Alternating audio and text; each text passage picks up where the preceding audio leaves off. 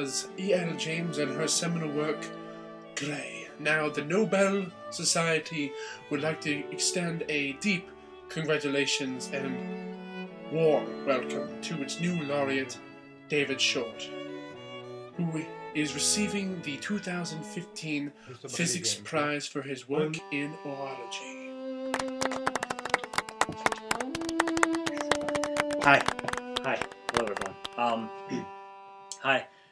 Couldn't get anything better than the school cafeteria this time. Oh, okay. All right.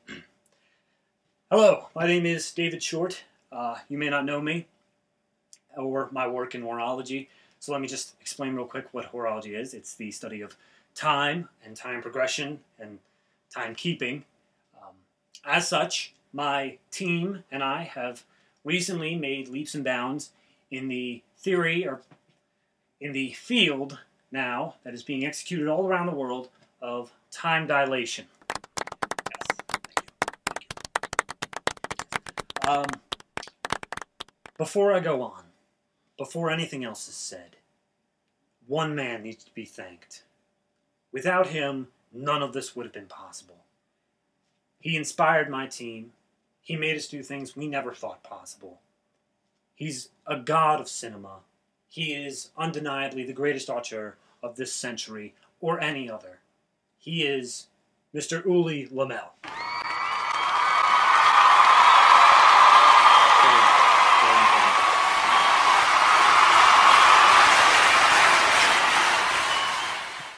My time. When my team saw Ulli Lommel's work, we knew that there was something special to it. And we saw that when someone watched Ulli Lommel's films, time moved slower for that person compared to the rest of the world. What felt like minutes to us felt like days to the viewer. As such, my team has harnessed this technology. We have turned it into a science, and we are currently using it to help the world move forward. Thank you. See, without Mr. Ulli Lommel, none of this would have been possible. Now, technology will move forward at a rate previously thought unthinkable. Healing medicines will be done in mere seconds, rather than spending days in intensive care. Society as a whole will move towards a brighter future, a greater tomorrow, just beyond the horizon, and all of it is thanks to Mr. Lommel. Mr. Lommel, if you see this, thank you. Thank you for all of your work. You are truly one of the greatest men, nay, one of the greatest organisms in this world. Thank you. Hello everyone, welcome back to reality. We watched a movie today, but not just any movie, the movie that never ends. Ever. It goes on. And on. Forever. Forever. Forever. Forever. Title, Matthew. Curse of the Zodiac. Curse of the Zodiac by our one and only favorite guy, Ulli Lommel. As you did not tell from the opening joke. Yes, probably. But we have come back to a world we thought we understood. Yeah. All right, hold on. I want to go full and disclosure. We forgot. I want to go full disclosure with the audience real Okay. quick. We have tried to do another Ulli Lommel film twice. Twice for you. Both times it was Diary of a Cannibal, if you want to watch. Both times, for whatever reason, the footage was lost. I couldn't sit through that one again. He couldn't sit through this one again. So we decided to go with something new. Which actually was technically rated higher. Yes. So Curse of the Zodiac. Oh my god, it was the same shit, different song. Jesus Christ. Should I just tell them what it is? If I can? Go for the plot if you can. You know the Zodiac... And then I'm going to have a problem with it. You know the Zodiac Killer. If you don't, watch David Fincher's movie Zodiac. It'll get you a gist of it while still being entertained. If you don't want to go through all that, though, He was a killer back during the 70s, 60s, 70s of Northern California. He started elsewhere, but he's famous for San Francisco. He killed a bunch of people, and he sent in letters and ciphers and stuff to newspapers and reporters and stuff like that. And he was never caught. He's still technically at large. But he was always very careful. He wore gloves and stuff, and he was always very careful about not releasing his identity. This guy, he is a Zodiac killer who just walks into random places, gun, shoots them, then draws his trademark symbol of the circle and cross in blood all over the crime scenes. There's a writer named Fat Fuck. Chain smokes like a motherfucker. He is, I guess, trying to track down Zodiac, but who is so addicted to nicotine that he leaves a hooker alone in his apartment when he has to go out with the meter running. Yeah, if you know what I mean. I don't know about you, but journalists don't make that much. So there was Fat Fuck, and then there was a pretty girl whose name was also Natasha Baines, something like that. She is pretty much the protagonist of the story, if you can say that. She has psychic visions of the Zodiac killer doing his killing. As such, the writer and Natasha apparently team up at some point and apparently go to the police office to apparently lend them help. But they apparently don't want it, so they apparently try to track down the Zodiac killer themselves, but apparently die before they can do that by being hunted by the apparent Zodiac killer. You notice how many times I said apparently? Did you pick up on that? I didn't. I have no fucking idea what happened. Okay. I have no idea the cause and effect of story that happened here. I don't get it.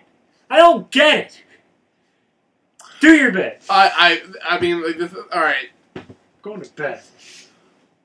One, I'm a big fan of David Fincher's Zodiac. I actually consider it to be probably his best movie besides The Social Network that I've seen. And each time I watch it, it's more and more interesting. But the thing is, though, when before that, there was another movie called, like, I think The Zodiac Killer or something like that. It was about his original killing spree. I wasn't going to say spree. The original first couple of victims that the Zodiac claimed. I can't remember the town that it happened in. It wasn't in San Francisco. It was before he moved there. But the thing is, around that time, I became really interested in the Zodiac Killer, so I learned a lot about it. I read the notes and all that stuff. I thought, I was like, oh, well, let's see about all this cryptography stuff. I got really involved into it for a brief time. Fast forward. I don't remember all the details. Obviously, I don't remember the name of the town that this first took place in, and I don't remember all the names of the people. But I know for a fact that this shit didn't happen. This stuff did not happen the way this was going on. Okay? I'm seriously now. Alright? I'm seriously. Now, it's amazing. Alright, one. The only reason I told David this, and I said I was going to swear off the historical inaccuracy shit for this review, because I'm like, okay, this is kind of like, this is the Zodiac, this just is another kind of brand of story that he's going for. Yeah. But no, because he ended the movie with an epilogue. And the epilogue, not only did it say information about the Zodiac Killer, it also listed wrong information about the Zodiac Killer, saying that only one of the letters was ever decoded, and it was decoded years after it happened. I'm like, no, it didn't happen during. Did you even research the thing you were doing? Ulli, I know you're German, but hell, man. I have a joke in my head, I'm going to say it. It's like, hell, even Americans research Germans when they're making a Nazi movie. So we're famous for serial killers. We've made serial killers famous, yeah. Even though London really was the first people to make it because of Jack the Ripper. But we are known for it, especially because we put like Charles Manson and whatnot on Time Magazine. Yeah. We put the Boston Marathon bomber on Time Magazine or something like that, or Rolling Stone, I can't remember which. But the fact of the matter is, though, there is an abundance of material available. You just don't give a fuck. I almost think that it's sort of the way, you remember there was Titanic? Yeah. Which was more or less historically accurate. Not talking about the main characters themselves. Yeah, besides but them. the events. Yeah. Then you had, like, the Nostalgia Critic did those little animated spin-off things. Yeah. Where they treated it like the movie just made it up, and that way they could change whatever details they wanted. I feel like Ulli Everyone got out fine. I feel like that's what happened here. Ulli saw David Fincher's Zodiac, just like, my God, I can totally take that concept in its entirety and tweak whatever details I want because it seems like it's not true. I mean, he's done that before with other things. He did that with the Green River Killer. He did that with, what was it? Actually, he did a lot of the inspired by bullshit, like the Black Dahlia, and he's done that a lot. That's how he gets away with it. He uses a name that's trademarked, and the story has nothing whatsoever to do with it. It's like when we watched The Tomb. H.P. Lovecraft. Yeah, my ass. Yeah. But, alright, I'm going to get to the, that's pretty much it when it comes down to this. If we actually get into the actual movie, one, cinematography was shit. It was really shit. If it wasn't blurry, then it was just, I think... It was underlit. It had no idea of what mood was going for. It was only always lit with one light from one angle. You know where the key light is? That's what it is. Either it was blurry. Like, imagine that you couldn't even really make out the shape of my mouth from this distance, kind of blurry. Or it was this close all the time. And also, they were always offset in the frame in some weird angle, and it just keeps going back and forth, and it just kept going and going. Alright, within the first... This is referring to the joke in the beginning of the episode here. The reason we did that is because we were amazed. We took one break and we came back, but the thing is, though, when we started it, and then we just let it run, it's like, and then we're like, alright, let's see how long. I said, I think there's 35 minutes left. I said 45. And I was joking. I was joking. I was like, I don't want it to be that much. There was 42 minutes left in there. The only 13 minutes had gone by the time we came back and kept going. It is appallingly slow.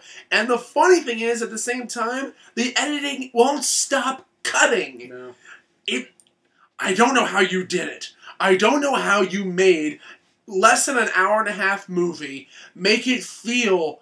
Like, I used this analogy when I said to David, like, it's like cutting open a gash on somebody and then slowly pulling the rest of it apart so it keeps going, but this time, instead of cutting, you're splitting the person open. That is your movie, Ulli. And it's not like an endurance contest like Cannibal Holocaust, Human Centipede, like Martyrs, and that kind of stuff. It's because you have no idea what film language is. Alright, I'm going to cut away real quick. Like, there you see it. And now we're back. The fact of the matter is, though, yeah, I know you don't realize what I just did. Now, the fact of the matter is, I showed you all the books right now that I just had on screenwriting. I had those before I went to school. Because I wanted to be good at what I do. Ulli, I think you missed a class. Did you cut a few? Took a class? Dude, you worked with... Oh my god, you worked with Renoir Fassbender, of all people. Ugh! Alright. You go on. I'm going to just keep going off topic. We have most likely... I can't remember everything we said in the tomb, but we most likely covered most of this. Most of it, yeah. So, I'm going to get on to specifically this movie. Specific characters, all that jazz. I want to talk about the actors. Because there are 3. There's more. Every single death is Malibu. 2 extra people that aren't named, save for Malibu, which is like a pimp as far as I can tell, whose actor's name is also Malibu. He's just a big black dude with a big hat. What? Giving people candy bracelets. So we'll talk about them later. I want to talk about Natasha first. This is also made from a movie who has no idea what hippies are. Yeah. She is a blank slate, for lack of a better term. It's not that she doesn't show emotion. It's that when she does show emotion, I don't believe it. She's like, all right, now show horror. Okay, now show sadness. Same face. Yeah. It's like, It's like, okay, we get it's it. like You got it. you're more was it like the lead character in Birdemic? Yeah. Because I've seen Wood and Actors. I've also seen Wood. Nothing beats femship over here. Nothing. Holy shit. No, but she doesn't really do anything. For being the protagonist, She dreams. She does nothing. They have this Freddy, this Nightmare on Elm Street type shit going on here. They had a thing. It was beautiful. It was like like in your dreams. It was like for real. You said it was a 9 Inch Nails. Yeah, well, at one point there was one point that was where it's just like crazy ass shit's happening. Then she sits up in bed and wakes up. Sits up in bed and wakes up, and then there's a dead woman standing next to her. So she sits up in bed and wakes up again. It's like the dream within a dream thing. Then the Zodiac killer comes after her. And she wakes up again, and we're like, holy shit, we're insecting here. One more time, you'll break the record. A dream within a dream within a dream. Within a dream. Within a dream. And to be fair, this is all Ulli Lommel's dream. Yeah. So, there you go. Did we forget to mention that the voice of the Zodiac is Ulli Lommel? I was getting that next. There is an actor who portrays Zodiac named Zach or Jack Quinn. I can't remember one or the other. It's an Ack. Ack Quinn. He is a bald man who has a big old tattoo of a bunch of Zodiac symbols right here on his neck. Yeah. That does nothing. You know what's one thing that really is ridiculous? One of the reasons why I said that makes no sense why he would have that stuff tattooed on him is because he published those ciphers in the paper. Yeah. Everybody in San Francisco would have seen this guy walking around with these goddamn marks on his head. You wouldn't have to sell up a cipher. It's like, oh, he's right there. Or the thing is, though, people could simply say, oh, well, maybe it's just like a fanboy type, career stuff. You still look into it. Yeah, you do. It's called the people, the police and all that stuff, for some reason, probable cause, are non-existent in this movie. They're non-existent in this universe, apparently. Apparently, it's only this one writer who has any power to do anything, and he's coked up. To be fair, if the police were competent in most any movie, there wouldn't be a lot of movies. But the police aren't... But this is real life. Yeah, I got you. And we still didn't catch them. There's plenty of theories, including this one that just came out recently that has a lot of weight to it, but we don't know for sure. But the reason bringing up Ack Quinn is because his voice, the one who he verbally abuses everyone, even if he's not directly talking to them. It seems he's just like calling them. Yeah, you fat fuck. Yeah. You're a fat little bitch. Yep. You're a little bitch. Mm-hmm. You're a fat ass. And then that's all my vocabulary. He does like the stupidest shit. He's just like, hey, I'm the Zodiac, the Z-Man. Do you know how to spell Zodiac? Z-O-D-I-A-C. That's my name. I'm just saying whatnot. Like if the police think 2 + 2 = 5, I think it's 3. No, meet me in the middle, fat fuck. Guys, have you ever seen a movie like Man on Fire dealing with kidnapping and stuff like that? And if you get like people like stalking you, or if there's a ransom or something like that, the police will come to your house and tap your phone. So if you get a call, you'll be able to trace it. Tracing phones, though taking significantly longer, tracing phones was available around this. Did you forget seeing David Fincher's Zodiac? There's a scene in it with they're trying to trace the phone call. So the fact of the matter is, though, this guy is going to pay phones. Yeah, sure, but he seems to be sitting on that thing for like so 4 long. minutes at a time. And also the footage, the cutback footage, which is always the same footage, by the way, of the writer on the other end of the phone is always sped up. So I'm like, so this means this is really going on for a long time. So I'm like, you could have tapped this guy twice over.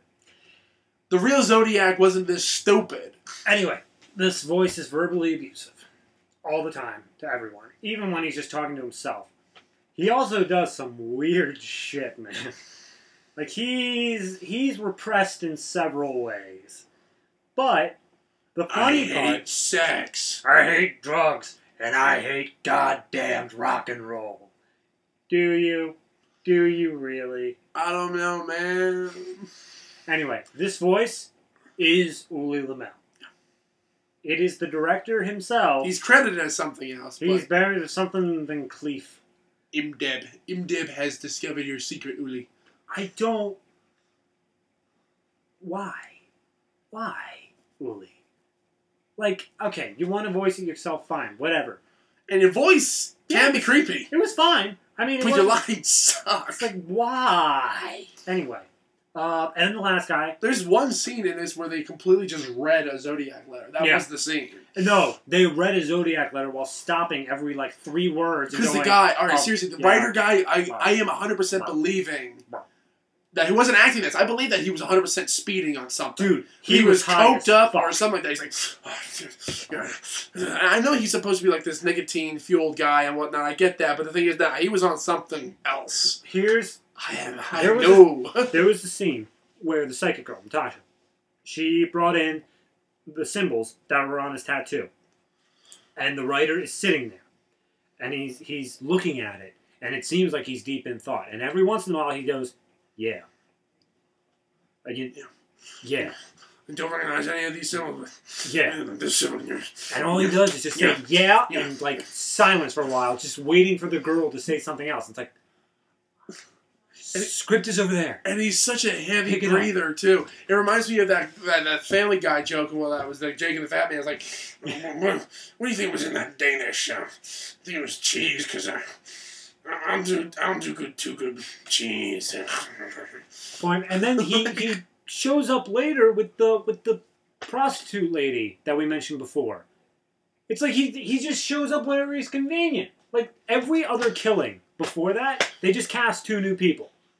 Every time. Having a random, silly conversation that 95% of myself says that we're improv first and then slightly crafted, and then they shot it one more time and that was it. I guarantee, I feel like in the script it said, here's what you need to get across. Yeah. And then without the cameras rolling, they did it once through. Like stuttering and changing lines and all. Yeah, Ulli. And then they turned the cameras on, did it once, and then moved on. Ulli, guess what? We shot a movie like that. Oh, God. It's called Stallions and Mules. Except we did it when you were, what, 15? I was young. I don't know how young. 15, 16. We came out with it in 2009. 2009, I would have been 16. All right, so you were 16, and I had just turned 19. We were teenagers with one camera and nothing else. How is it that we have made the equivalent, except that you somehow got a distributor for yours? I don't say his is worse, honestly, because at least his editing. At least we had a story. Yeah. All right. Yours was just one killing to the next, and eventually the person who was having the dreams got killed. There was no scenes with these people. It was just montages. Dakota has more plot than your movie. That's terrifying. That is amazing to me. And it's true. And the thing, like Dakota, like we've never ever said that he has a lot of padding in his movies and a lot of fluff and a lot of stupid shit. But at the same time, though, there's still a story there. You just like, all right, the Zodiac killer is killing people. We're gonna have a we're gonna throw some Stephen King shit in here and make this person like be like a kind of like a dream, telepathic sensate type of shit. And I'm like, no. I do not allow you. I won't allow any director to get away with that bullshit. So the fact of the matter is, though, you have no credit. Whatever to your name do you have to get away with that? No. I wish I had more. I cannot think of a single thing. This movie. The editing really got on my it made me feel physically exhausted. It did. The movie made me feel tired. Here's the thing. Full disclosure, I did not get a lot of sleep last night, nor the night before. So I was tired going into this. And we also moved a bunch of furniture. This movie, I swear to God, I'm not tired anymore, but I feel like that's just pumping myself up for the review. I feel like as soon as the review's done and everything's done, set and over with, I'll be like, all right, so man, I'm going to drive home now. Get in the car, put it in drive. Yeah, please don't. That would be bad. It's. But then we will blame Ulli for it. Yeah, there you go. Ulli pay my medical expenses. Yeah. All right, I got nothing. I'm done. Say your final thoughts. All right, my final final thoughts. The fact of the matter is, this is one of the more infuriating Ulli Lommel movies that I've sat through. mainly because I know some of the historical context, but putting that aside again, it's because this movie, if you get rid of all of the repeats, all of the padding, it still has... I don't know if I would actually go that far. Whoa. I was going to continue with a thought. I don't know. The thing is, it still has... It had less... It almost has equal to or less than substance for the Sandy Hook Lingerie Party Massacre. Whoa. I said substance, not necessarily as badly executed. Because the thing is, though, that movie, as ridiculously bad as it still has a discernible plot. These people go to this house and get killed. That's the plot. This one is Zodiac. Zodiac. You love the symbol? We're going to repeat it all the time. All right. I'll agree. Yeah, so the thing is, though, like, congratulations, Ulli. You have literally made a movie that has, at the same time, it's not infuriated me to a point, but craft-wise, it is almost as bad as some of the worst we've done for the show. So your spot as number 2 bad director on our list and whatnot has remained quite in place. Go for it. Oh my. Yeah. I can't even... I don't even know what to say. I don't. It baffles my mind that this happens. That this happens in a world where good things exist. Well, there's so many struggling artists that you get distributed. That's another thing. It seems like Ulli Lommel just pissed off at San Francisco. For whatever reason. Yeah. He's just pissed off at San Francisco. I don't remember any of the Zodiac letters saying anything about how much San Francisco was a bad city. But every time that the Zodiac talks, he's just like, this fucking San Francisco. San Francisco is shit. Yeah. I don't... Okay, I think, I'm hoping at least, that this was just essentially trying to cash in on... He's made another Zodiac film. He has 2. Yeah, that's true. Think this one is the second one released. I could be wrong in that. But I'm hoping this was Did we watch the original? No, we didn't. Not for the show, at least. I think I've seen it offhand. I remember I've seen some other Ulli Lommel stuff other than the show. Yeah, but no, it is... It's tiring. It's tiring. That's really the best word I could say for it. Because it's a whole lot of nothing, but at the same time... It's just a lot of nothing. It's a lot of nothing. Like, you could say there's nothing of nothing, and that means there's nothing. Period. That's like watching a wall. That's nothing of nothing. But a whole lot of nothing, that's like... I mean, an egregious amount of nothing. That's like a hall of mirrors where none of them are reflecting you. You just see a whole bunch of reflections, but none of them have anything in it. That's all it is. I don't know. All right. I don't know why I'm so angry at it. Like, I'm comparing it to The Tomb. This movie is better. Because at least I could tell what was happening. There was light in this movie. True. I could tell that something was happening, and I could basically make out what it is. The audio was fine. That stuff was okay. And The Tomb and Diary of the Cannibal were shot in the same building. The plot, however... At least this had alternative locations. It did. Out of all the things I've seen from Ulli Lommel, this isn't that bad. But to steal a line from Waiting, that's like being the smartest kid with Down syndrome. It's not a great thing. And that's all I have to say. So... Thank you for watching. Tune in. Hold on a sec. Hello? Listen here, you fat fuck. Nobody loves you. Everyone hates you, fat fuck. Die, you fat fuck. Die. It's my sister. Oh, tell her I said hi. Okay. All right, David says hi. Such a nice lady.